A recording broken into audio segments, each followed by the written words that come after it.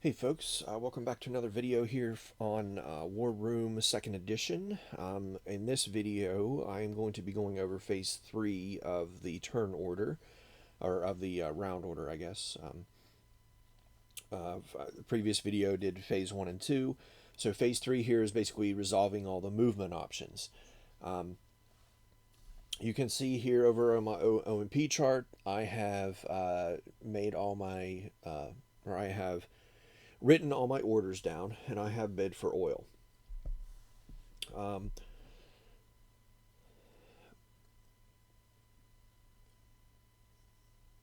these orders are written for the video. I'll just say that. And you'll see what I mean here in a minute. Um,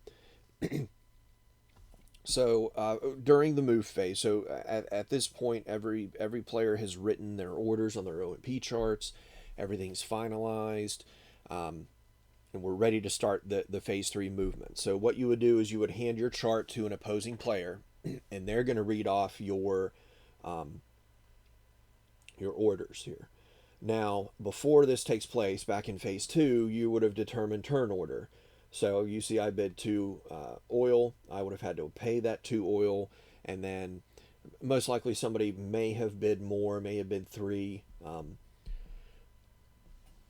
Who knows? But we're going to assume that it's now Germany's turn to go. So an opposing player has my OMP chart, and they're going to read through my maneuvers so that I can't lie and say, I'm moving this here or there or wherever. So the way we do this is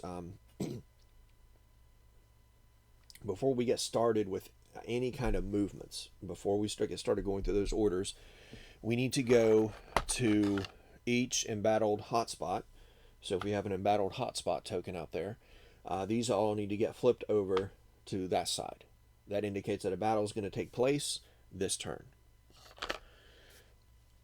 Now, after we do that out on the main board, there are none out there at the moment, but there will be here shortly. Now we will actually resolve the movements. So you resolve these from left to right, top to bottom. So the first one is going to be Command 72 to N11. So that's this stack right here, and they're going to move down to N11. Now N11 is Spain. It's partially off board.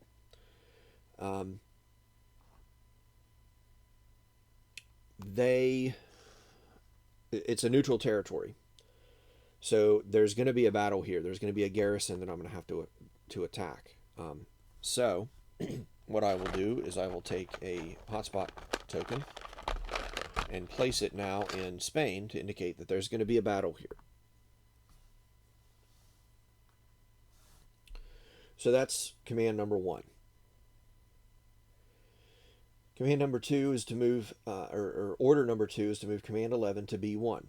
So order command 11 are air units here, and they're going to move to B1. B1 is Great Britain. So they can move 2. They can go 1 over here into A6 and then 1 into B1. I'm going to put out another hotspot token to indicate there's going to be a battle in Great Britain. We'll do some strategic bombing runs here. We're going to try to, at least. Next order.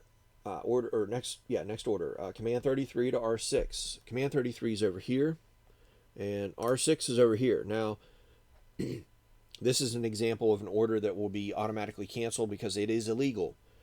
It is illegal in 2 ways. One is I cannot use the rail from Bulgaria into Ukraine and then into R6 because R6 is controlled by the enemy. So that part would be illegal. The next part that is the second piece that is illegal is if I can't use the rail, land units can only move 1. So I would only be able to move into G6, not R6. Therefore, this whole unit or this whole order is canceled. So you just take it and draw a line through it to indicate that it's canceled order doesn't take place. And then we keep moving on. 61 to R6. So let's find 61. 61's right here. So they can move into R6. So we'll send them over there. And we'll put out a hotspot marker because we're going to have a battle there. Next one, 3 into A9. Where is 3? Where is 3? Where is 3?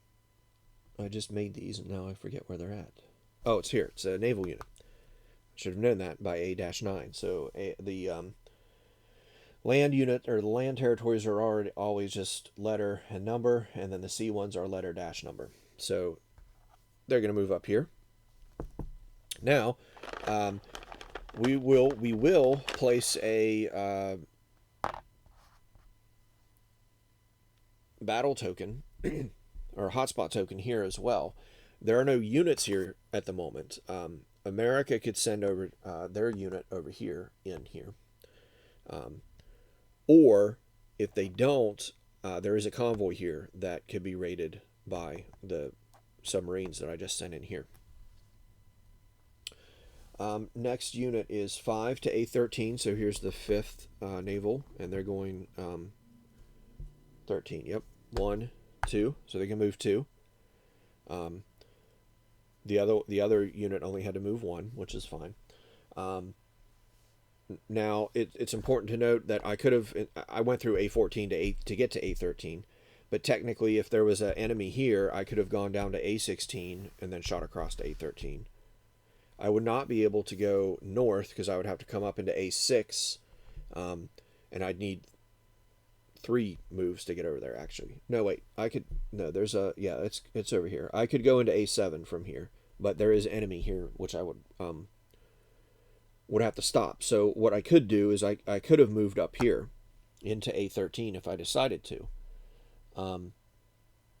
If I do that, I do have to split my command, so I have to leave behind 2. There's the British have 2 naval units here, so I would have to leave behind 2 of my 3 submarines and take my 3rd submarine into A13.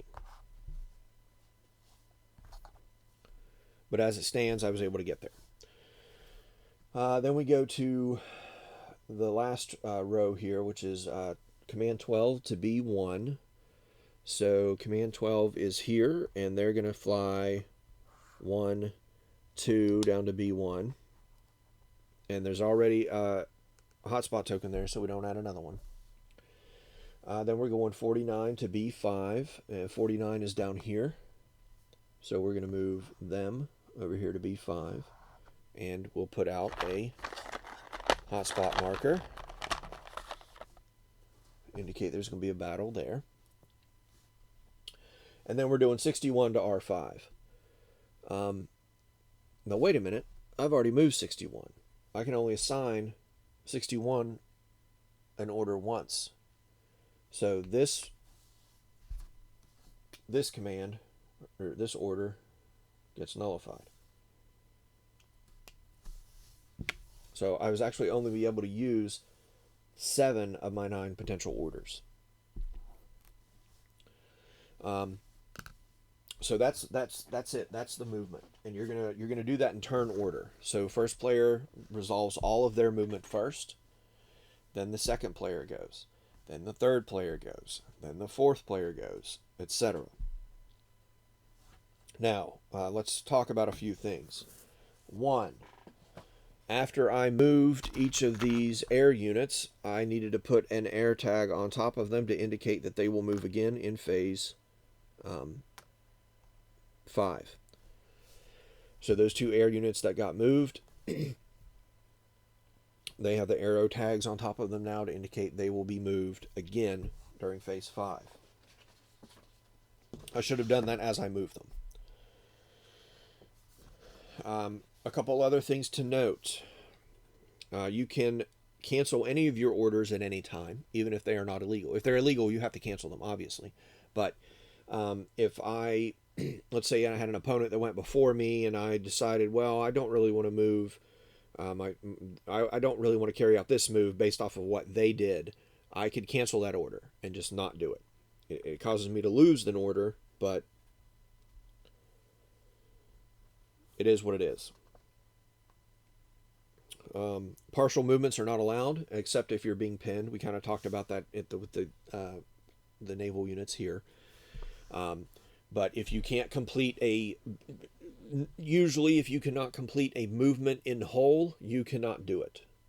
The only time you would be able to do it is if you pin and you have enough units to leave behind.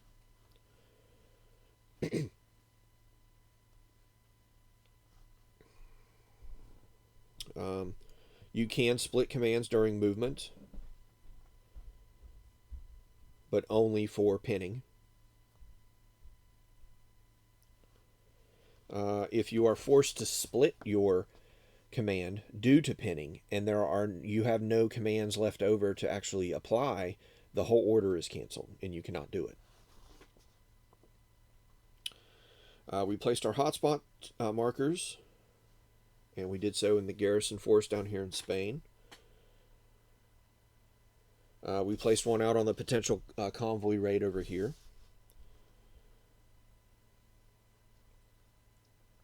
And so that completes phase 2. Once everybody would go, so this was Germany's turn on their moves, then every other nation involved in the battle would resolve their moves in turn order.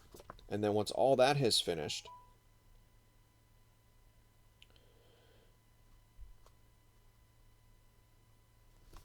each carrier can launch their fighters. And those were the tokens I pulled out mistakenly during the previous video.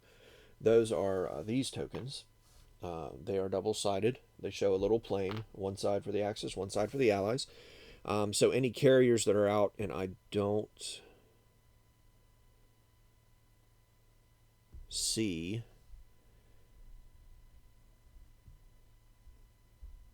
any.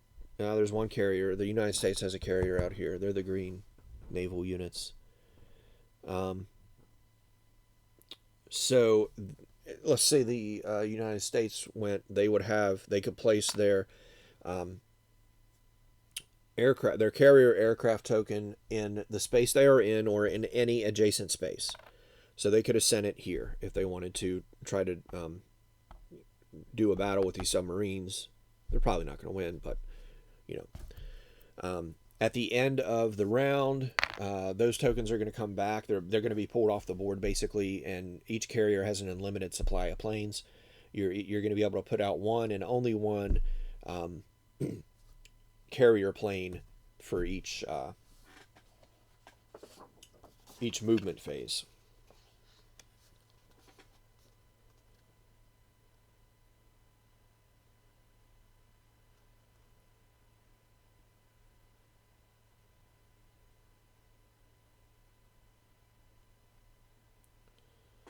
It's important to note that these carriers or these carrier planes, fighters, whatever you want to call them, can be launched even if the carrier was not assigned a order this turn.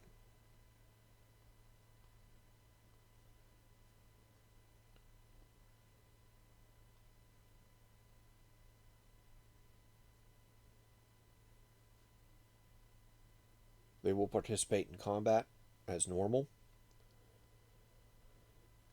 and as a fighter,